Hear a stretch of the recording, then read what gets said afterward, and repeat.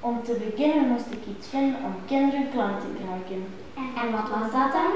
Dat was nog het gemakkelijkste en het enigste dat je hoeft te doen om een kind klaar te krijgen, is naar hem kijken door het verkeerde eind van een varkijker. Ze is wonderbaarlijk. Wie zou anders op zoiets gekomen zijn? Dus je neemt het verkeerde eind van een varkijker en je kookt het tot zacht wordt. Hoe lang duurt dat dan? 24 uur koken en terwijl dat gebeurt neem je precies 45 bruine muizen, hak hun staarten af met een hakmes en bak de staarten haarolie tot ze lekker knapperig zijn. Wat doen we met de muizen waar we de staarten van afgehakt hebben? Die laat je een uur sudderen in kikkersap, maar luister goed, tot duister heb ik jullie nog alleen het makkelijkste stuk van het recept gegeven.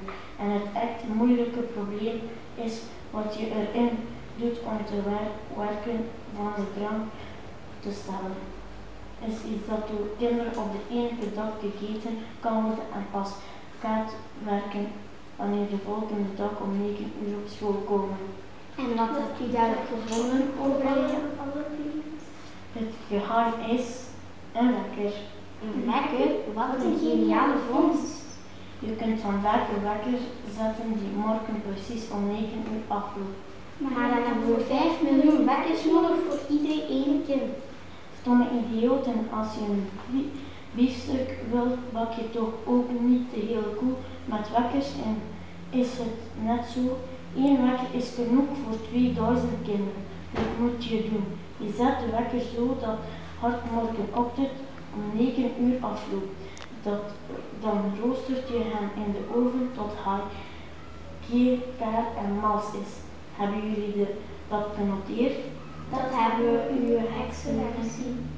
Daarna neem je gekookte varkijker, de gebakken muizenstaarten, de geschudderde muizen, de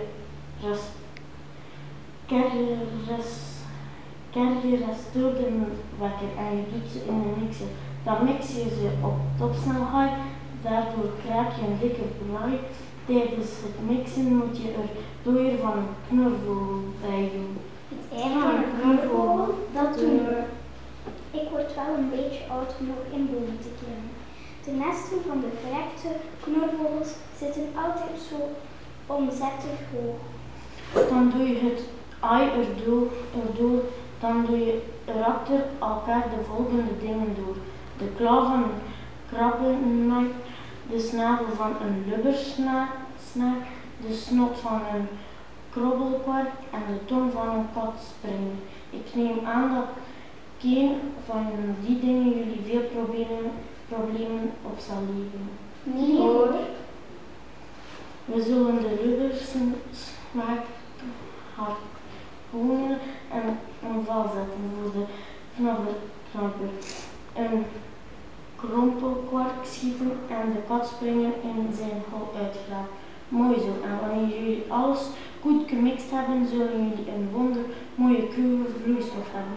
Doe een druppel in een piepklein druppeltje hiervan in een snoepje of chocolaatje om 9 uur. De volgende dag zal je kind dat opgegeten heeft in 26 seconden in een muis veranderen, maar een klein waarschuwtje nooit de doos vergroten. Nooit meer dan een druppeltje per snoep of chocolaatje. En nooit meer dan 1 snoep of chocolaatje per kind. Te veel van de muizenmaker drank maakt het pakken effect in de war en verandert een kind te vroeg in een muis. En al te grote doos kan dat zelf meteen doen en dat wil je niet tot zeker niet. Hè?